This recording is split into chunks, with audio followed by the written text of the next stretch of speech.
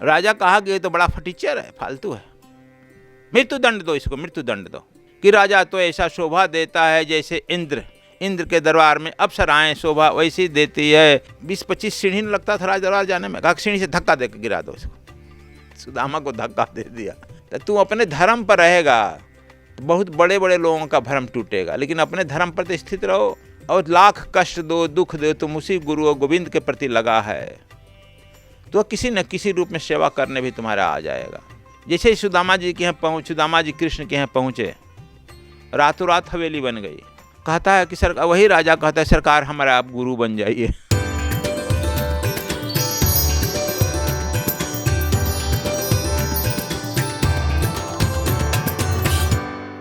सुदामा जी का नाम सुना है? अत्यंत दीन भी थे और अत्यंत विनम्र भी थे। सुना है नाम? उनका एक मित्र था, साथ पढ़ा था, उनकी गरीबी से तरस आकर सुदामा जी को लेकर गया। आगे तुम बड़े पढ़ने में तेज तरार थे, क्या गरीबी, एक धोती को 10 जगह सिया है, वो भी तुम्हारा शरीर दिखाई पड़ता है।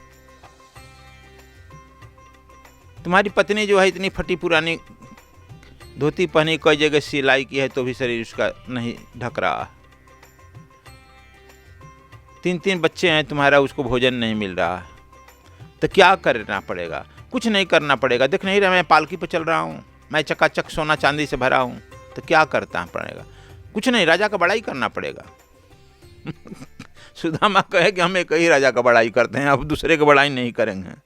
कहे कि पागल कहीं का, अरे ऐसे आदमी का बड़ाई करो, देख तुम्हारे साथ हम कितना पालकी पे चल रहे हैं। गरीब तरस आ करके ले गए राजा के, राजा का गुणगान करने लगे। राजा कुछ नर्तकियों के साथ शराब पी रहा है। कहा कि जरा शराब पर कविता बनाओ। तो कविता बनाया, तो हमको याद नहीं है।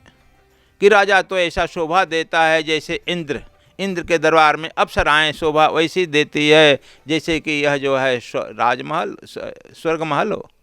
खूब बनाए, अपना सोना उठा कर दिया। कहा कि तुम्हारे साथ कौन आया? कही वो बहुत विद्वान है। कहा फटा चिथा आदमी पधड़ा है। कहा कि जी हाँ, लेकिन विद्वान है।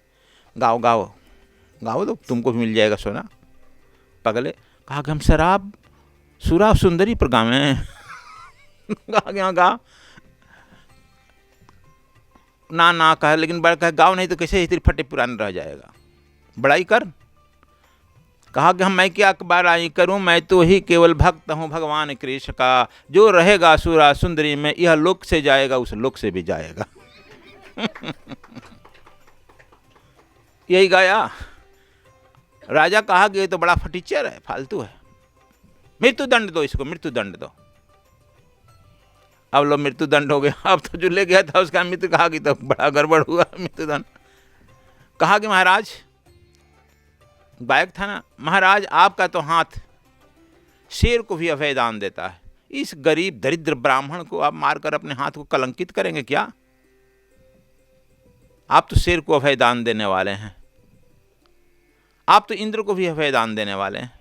इंद्र आपसे कहाँ मिलेगा? यदि मैं इंद्र से तुलना करूं तो इंद्र 1000 टाइम आपसे नीचे है। इस गरीब ब्राह्मण को आप मृत्यु दंड देकर अपने हाथ को कलंकित मत करिए। हाँ ठीक है, ठीक कह रहे हो। अपने अधिकारियों से कहा कि ले जाओ, इसे पकड़ कर ले जाओ, चिड़की पकड़ कर ले जाओ। बड़ा बड़ा चिड़की रखा है फटा पूरा, और 20-25 सीढ़ी में लगता था राज दरबार जाने में। कहा सीढ़ी से धक्का दे के गिरा दो इसको। सुदामा को धक्का दे दिया, कहीं हाथ टूटा कहीं पैर टूटा। डंडा लिए हुए किसी तरह से घर पर गए। अब पत्नी रोने लगी, क्या हो गया क्या हो गया? कि यही हमको कह रहा है राजा का गुणगान का, हम कैसे गुणगान करें? वो अपराधी का। ये सब तोड़ दिया। वह जो इसकी पत्नी रोने गाने, बच्चे रोने गाने गए, कहाँ से पैसा लेवे, दवाई करावे के तरह कोई कमाड़ खटखटाया। क्या बात है? कहा मैं सरकारी वैद्य हूँ। कहा कि सरकार तो इसको दंड दिया है। कहा कि दंड दिया है ना, लेकिन मैं वैद्य हूँ, मैं अपना काम करने आया। वैद्य उसको मरहम पट्टी बांधा, सीक्रेट साइंस जानता था ना वैद्य। हाथ से अपना तेल वोल लगाया, 1-2 दिन रह करके सेवा किया। सुदामा कहे कि अरे भाई वैद्य, तुम्हारा हाथ बड़ा मुलायम है, बड़ा तुम जहाँ जहाँ हाथ रखता है मेरा दर्द चला जाता है। कहा कि हाँ प्रभु, हम भी कुछ सीखे हैं ना आप ही लोगों से, पंडित जी आपसे सीखे हैं कुछ। ठीक को करके कुछ नया नया, कुछ अच्छा कपड़ा भी पहना कर चला आया वैद्य। तो देखो, यदि तुम जो है दीनता है तुम में, और लाख कष्ट दो, दुख दो, तुम उसी गुरु और गोविंद के प्रति लगा है, तो किसी न किसी रूप में सेवा करने भी तुम्हारा आ जाएगा। वह तुम्हारी सेवा करेगा, लेकिन वह परीक्षा भी लेता है आपको। देखो सुदामा जी का वही वैद्य जो है सेवा किया। सुदामा जी के पिता मटुका नाम था, मटुका, माता जो है रोचना देवी थी। इतना आदमी का परिवार था। सुदामा जी, उनकी पत्नी, 2, 3 लड़के, 5, माँ बाप 2, 7 परिवार। पूरा भोजन भी नहीं आता था। लेकिन वही सुदामा जी को तुम लोग देखते हो, जैसे ही सुदामा जी के यहाँ सुदामा जी कृष्ण के यहाँ पहुंचे, रातों रात हवेली बन गई और पूरा गांव हवेली बन गया। राजा के यहाँ खबर गया कि वह तो जिसको अब धक्का दिए थे उसका तो पूरा रातों रात हवेली बन गई। कौन बनाया? यार विश्वकर्मा बनाया।